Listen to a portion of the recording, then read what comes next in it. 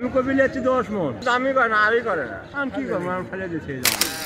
এখন পাতাকপি, ফুলকপি আর মূলো এত বাজার নিম্ন, ফেলে দেওয়া লাগে। এইভাবে তো কৃষক বাঁচতে পারে না।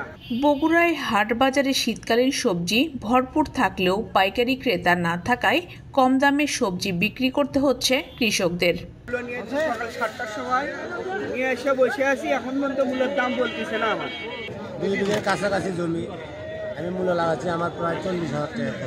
এখন যে মূলোর বাজার, তাতে আমার মনে করেন যে 15 থেকে 16,000 টাকা আমি পাবো। সবজির বাজার একদম ধস নামে গেছে যাকে বলা যায়। আমার মূলো আছে, কপি আছে, কপিতে এখন আর খাটিয়েছে না, কপি 100 টাকা মন লেগে গেছে। গাড়ি ভরা আর হলে এই কামলার টাকা দিতে আমার মনে করেন যে শেষ হয়ে যাবে, সার খোলের টাকা ওখানে হবে না। মাত্র 12,000 টাকায় সুন্দরবন ভ্রমণ করুন। Your tours and travels Bogura. 200 টাকা মন, 300 টাকা মন হলে পরিবার চলতে পারবি।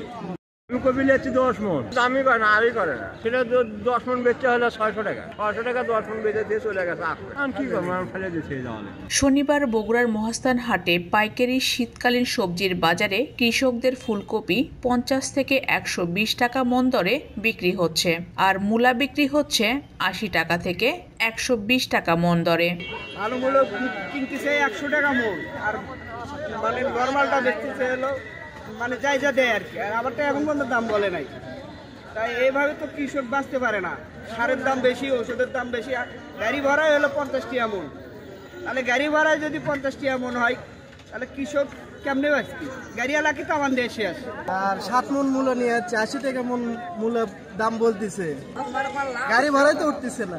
যে মূল্য বিক্রি হতো 800 টাকা 1000 টাকা মন, সেই মূল্য আজকে বিক্রি হচ্ছে 100 বা 50 টাকা। মধ্যস্থভোগী জন্ম নিয়েছে যারা এই কৃষক ভাইদের মনে করেন যে পণ্য রয়েছে সেই পণ্যটা সঠিক মূল্য দিচ্ছে না।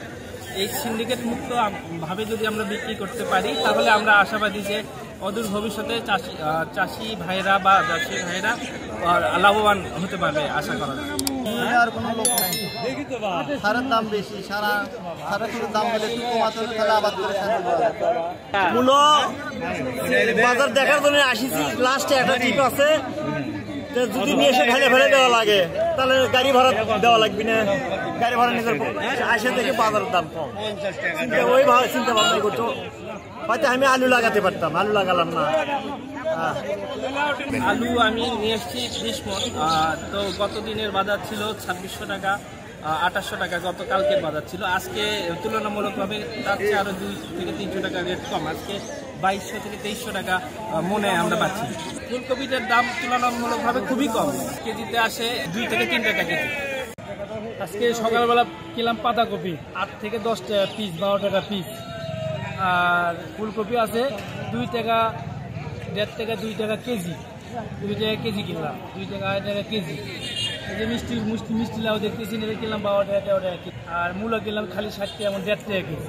এই সবজি কিনছি। আর নতুন আলু যাচ্ছে 1500 টাকা মণ। অনেক টাকা খরচা করে 8-10 বিঘে কাঁচামাল আবাদ করছি। এখন পাতাকপি, ফুলকপি আর মূলো এত বাজার নিম্ন। এই নিম্ন বাজার হওয়ার কারণে আমরা যে দোকানের থেকে বাকি টাকা নিয়ে সার ওষুধ বাকি নিছি, এখন এই ফসল বেচে বাকি টাকা দিতে পারছি না। এখন বর্তমান ফসলের দাম ফুলকপি 50 থেকে 100, আর মূল্য হচ্ছে 50 থেকে 100 টাকা। এখন আমাদের এই গাড়ি ভাড়া দিয়ে আমাদের কৃষক মেকআপ, আমাদের যে টাকা দোকানের থেকে বাকি লিছি এই টাকা আমরা আর দিতে পারবো না। আর পরবর্তীতে ফসল করবে গেলে দোকানের থেকে আমাদেরও আর বাকি দিবি না, নতুন টাকা না দেওয়া পর্যন্ত।